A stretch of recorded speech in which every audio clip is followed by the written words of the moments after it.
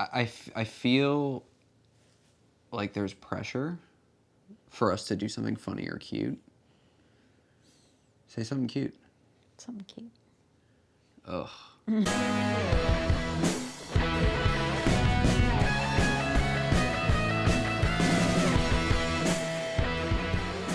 Welcome to Vinyl Reckoning. My name is Matt. I'm Stacy. Where do we go this time? Gravity Records. Oh, I was gonna say don't look at your shirt. Too late. But they're in. So we went to Gravity Records in Wilmington, North Carolina. My parents happen to have a house because that's what people do when they're almost retired. They buy a second house, I guess. And they have one on the beach, and we wanted to do some research, and I found the best reviewed place, and it was Gravity Records. What did you think right when you walked in the store? It was aimed around like a nostalgia kind of feel and smell. It smelled like old records. Yeah. It did. It did. It was great. Yeah, it was cozy. I liked it. It So- was, I don't know, like I said, nostalgia. They had a lot of like little toys and lunch boxes and stuff in the front. The one thing I will say is a lot of stores use like used records as filler for their inventory, and I mean this with no disrespect. I believe Gravity Records takes pride in their used inventory. Yeah. It was a really good selection of it was mostly used. I would say maybe less than 10% was probably new. Yeah, and it's funny because, well, we'll get to the pickups. But yeah, their whole used wall, I'd say, takes up almost half the store. Just this one long wall of just used stuff. They do have some new mixed in there, but I would say, honestly, it's majority used. And it's not, I guess for lack of a better term, crap. It's not. It's good quality, like, for the most part. And they price accordingly, right? Yeah. So they're not like, oh, well, this one Whitney Houston album, which I wanted and they didn't have, is $100 because I saw it on Discogs once. Right. Yeah. A lot of cool, like, I don't even know how to describe how cool this store was. Because I think you're right. It does play on that, like, what a 90s indie record store would look like. There's CRT TVs everywhere playing some sort of movie. Some VHS movie that they play, and it's like propped up to show you what they were playing. Like, yeah, it was really cute. And then obviously the arcade things. Oh yes, the arcade cabinets. I didn't play them, but they had on their back wall they had a lot of like those arcade one-up machines, and they had my favorite one, the Ninja Turtles. Arcade. We would have been there for hours. We were kind of pressed for time. Yeah. The staff super inviting, super cool. They greeted us. They said, "What's up?" Greeted us and said, there's a sale, like which I always like. Yeah, we got these Informing T-shirts. us. $5. $5 freaking bucks. Can't hate that. No, $5 shirts, like sick. Yeah, I would say most of their, I guess their curated collection or what they're selling is pretty good. I think their metal section, I thumbed through that. Little lacking, but they did have a little bit of it. I would say that they had a little bit of metal, a little bit of hip hop, a little bit of like new stuff peppered in. And I will say their selection for new and used, like I said before, was great. But overall, I think we spent like an hour and a half in there just kind of browsing around. One thing I did like, and it's probably the best section I've seen since we moved here, because we've been to a few, hint, there's a few more episodes coming, was their used equipment. And a lot of that, and they had like signs saying that they do repairs on equipment and turntables and like that kind of stuff too, which I thought was cool. So they had a bunch of like parts and like a little section where you can tell like that's where they do that. Yeah, so if you're ever in Wilmington or live there and you're like, who's going to repair my thing or what have you, give them a call. I'm willing to bet they can do it. Cool. Just by looking at their Instagram and hearing them talk, they're fairly knowledgeable folks. I almost bought a 5-disc CD changer. It came this close. It was like $30. I know, good. It was a good price, but we got a lot of records. There's no need for me to. Yeah. I still might get one, but it just not this visit. Another thing I liked about them was they had like local artists that were displayed on there, and I liked that they were kind of showcasing that as well. It was a really nice day out when we went. I really like their logo. That's just because it reminds me of Rough Trade, and whether that was purposeful or not, doesn't matter to me. I just think it's really cool because like the second I saw their logo, I was like Rough Trade New York and overseas and stuff like that. The other thing I really liked is if it was a used record, it told you a little bit about it.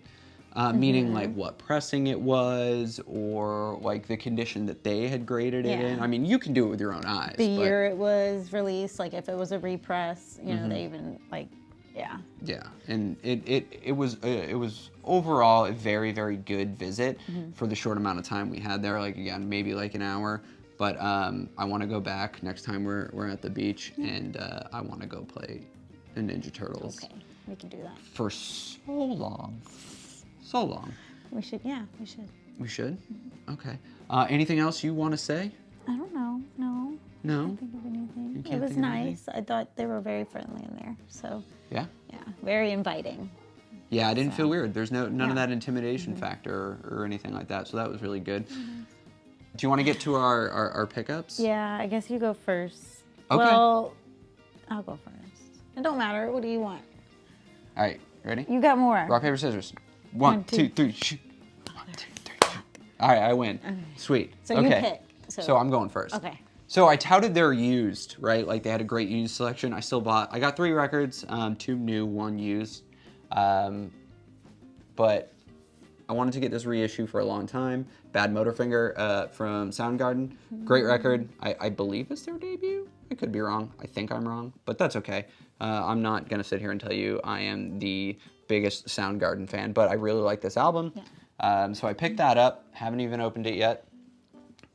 The other one I got, I'm just like, if you're a record collector and you don't own this, you're weird, and I was clearly weird for a long time. I mean, everybody owns the shirt, right? So I got Unknown Pleasures from Joy Division. This is pressed from the 2007 remasters, 180 gram. That means something to you, that's fine. Doesn't really mean much to me. One thing I do like is the covers. Yeah, like it feel like it has texture. Yeah, to it. It's really good. And then the used I got $5, and it's in really good shape. One of my favorite soundtracks, Stand By Me. Great movie as well, but one of my favorite soundtracks. $5, can't beat it. There's little to no scratches, or it just all looks superficial. Right. But I mean, like, you got Buddy Holly, you got, the silhouettes. It's just, cool. Love it. Good. So yeah, I did ask because I'm on the hunt right now for, and I don't want to just like go to Discogs or anything like that, but I'm on the hunt for Whitney Houston's debut album, and I'd like to find it in the wild. So maybe one day, because we got plenty more record stores to go, you'll see me pick that up. I'm very excited about that one. Yeah. At one time it was Shania Twain, and we found that one. So. Yeah. So our Shania Twain search is over. The first 2 albums were golden. Great. All right. So now, me. Show them what you got. Okay.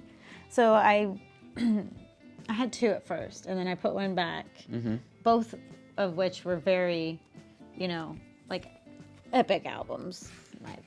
I'm shocked that you didn't own Thriller before this. I thought I did. I owned Bad, which I got at Peaches in New Orleans. But yeah, so it's cool. It's the used one, and it says first U.S. press, which they always kind of. And according to Discogs, it is. Apparently, the first press didn't have Michael Jackson listed as a co-producer. Correct, and this doesn't. And that doesn't as well. It's the first press. He's not mentioned on there. They're not just randomly not researching their stuff, and that's what I appreciate about them. You can trust them. Right. They're not going to sit there and be like, yeah, this is totally a first press, and you're getting like a pressing from like 1993. Right. Because I'm like fairly certain Thriller didn't come out in 1993. No. Okay.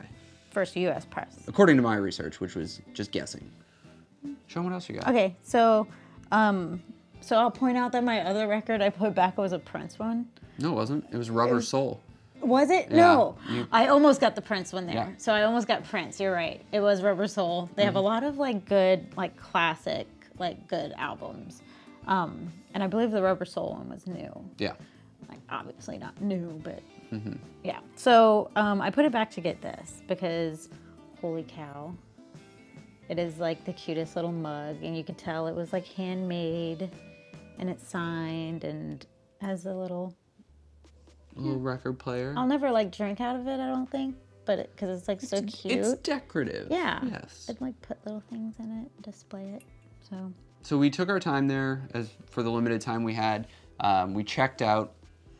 It's a really cool spot in Wilmington. Genuinely stop by. Everybody's super friendly there. And they have a really, really good selection. Anything else about Gravity Records before we let them go? Gosh, I don't know.